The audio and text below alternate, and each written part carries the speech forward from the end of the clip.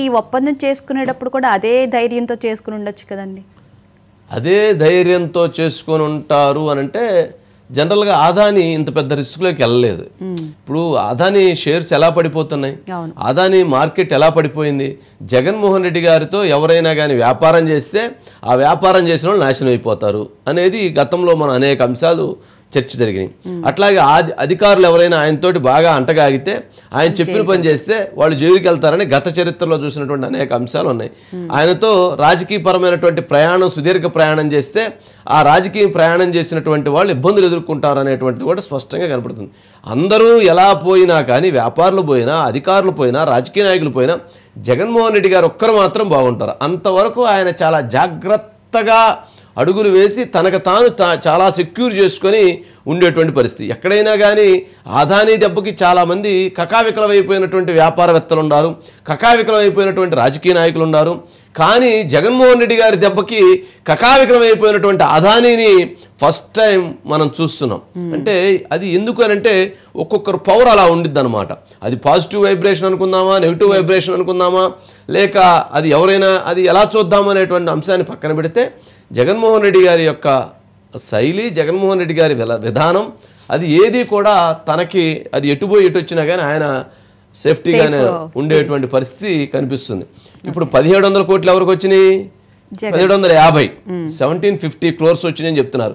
అంటే 175 అంటే ఏంటి? వైనాట్ 175 అన్నాడు. వైనాట్ 175 అంటే వైనాట్ 175 అనే దానికి 1750 వచ్చి పడినాయి. మరి అదే కదా వైనాట్ 175 అనేది. మరి దానికి అక్కడ ఆయన లెక్క చూసుకుని లెక్క ఏమైనా చెప్పాడేమో. ఆ 1750 వస్తున్నాయి కాబట్టి తలా 10 కోట్లు ఇచ్చేస్తే 1750 కొట్టేసేయచ్చు, 175 సీట్లు అని చెప్పి ఆలోచించారో మరి తెలియదు. 1750 ఇక్కడ వచ్చింది. మరి అదానీ లాంటి వ్యక్తి షాక్ అయ్యారు అంటే జగన్మోహన్ రెడ్డి గారికి బ్రైబ్ ఇచ్చిన తర్వాత.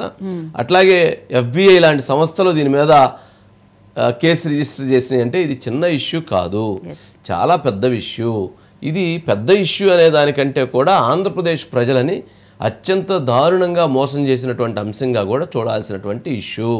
కానీ దీనిపైన మాకేమీ సంబంధం లేదు, మేమేమీ దీంట్లో ఎటువంటి పాత్ర లేదు అని చెప్పటం అనేటువంటిది అసంబద్ధమైనటువంటి అంశం. దీంట్లోనే కొంత లోతుగా గమనించాల్సినటువంటి అంశం ఏంటంటే ఈ కేసు విషయంలో ఫ్యూచర్లో ఈ కేసు ఏం జరిగిద్ది అనేది చాలామంది చాలా అంశాలు దీని మీద మాట్లాడుతూ ఉన్నారు. ఏం జరిగిద్ది అని అంటే ఆంధ్రప్రదేశ్ ప్రభుత్వం దీని మీద విచారణకి ఆదేశించటానికి ధైర్యం సరిపోవటం లేదు. విచారణకు ఆదేశించడానికి ధైర్యం సరిపోవాలి అని అంటే అదానీ మీద ఎంక్వైరీ చేసినట్లు అవుతుంది. అదానీ మీద ఎంక్వైరీ చేయటం అని అంటే అది ఒక కేంద్ర ప్రభుత్వంతో ఢీకొట్టినటువంటి పరిస్థితి అవుతుంది. కావున దీన్ని ఎలా ముందుకు తీసుకెళ్లాలనేటువంటి అంశంలో వాళ్ళు కొంత తటస్థంగా వేచి చూస్తున్నారు. ధైర్యము అని అంటే కేసు పెట్టి లోపలేయటానికి కాదండి భువన్ గారు. కేసు ధైర్యము అనేటువంటిది పెట్టుబడుల అంశంతో కూడినటువంటి ధైర్యం. ఇప్పుడు అదానీ మీద కేసు పెట్టారు అని తెలిస్తే అదానీ ఇక్కడ పెట్టాల్సినటువంటి ఇన్వెస్ట్మెంట్స్ మొత్తం ఆపేసి ఇంకొక రాష్ట్రానికి వెళ్ళిపోతారు, నెంబర్ 1. అదేవిధంగా FBI చేసినటువంటి ఇప్పుడు కేసు నమోదు చేసినటువంటి కేసుతో ఆంధ్రప్రదేశ్కి రావాలనుకున్నటువంటి ఇన్వెస్టర్స్, ఎక్కడైతే ఇతర దేశాల నుంచి ఇన్వెస్టర్స్ రావాలనుకున్నారో, US నుంచి ఇటీవల వెళ్ళినప్పుడు అనేక మంది ఇన్వెస్టర్స్ సంబంధించిన డిస్కషన్ జరిగిందో, ఇప్పుడు ఆ ఇన్వెస్టర్స్ అందరూ కూడా ఇప్పుడు రావటానికి భయపడేటువంటి పరిస్థితి అవుతుంది. జగన్మోహన్ రెడ్డి గారు అధికారంలో లేకపోయినా కానీ అధికారంలో ఉన్నప్పుడు ఎటువంటి శక్తితో ఎటువంటి పవర్తో భయభ్రాంతులకు గురి చేశారో ఆయన అధికారంలో లేకపోయినప్పటికీ కూడా అలాంటి భయాన్ని సృష్టిస్తున్నారు. ఎలాంటి భయము? అది కరప్షన్ అంటే ఇప్పుడు FBI కేసు నమోదైన తర్వాత ఎక్కడిచ్చారు బాబు అంటే వాళ్ళు అక్కడ ఆంధ్రప్రదేశ్లో ఈ ముఖ్యమంత్రి ఉన్నారా, ఆ ముఖ్యమంత్రి ఉన్నారా అని ఇవన్నీ చూడరు.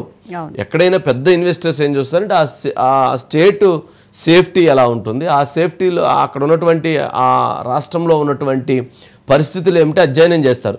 ఫస్ట్ ఒక ఇన్వెస్ట్మెంట్ పెట్టాలనుకోగానే ఇది అమెరికాలో కేసు నమోదైంది, అక్కడ ఉన్నటువంటి ఏపీ సీఎంఓలో అధికారులు సీఎంఓ కలిసి మొత్తం ఇదంతా కరప్షన్ చేశారని అనటంతో వాళ్ళకి ముందు నెగిటివ్ సెన్స్ క్రియేట్ అవుతుంది.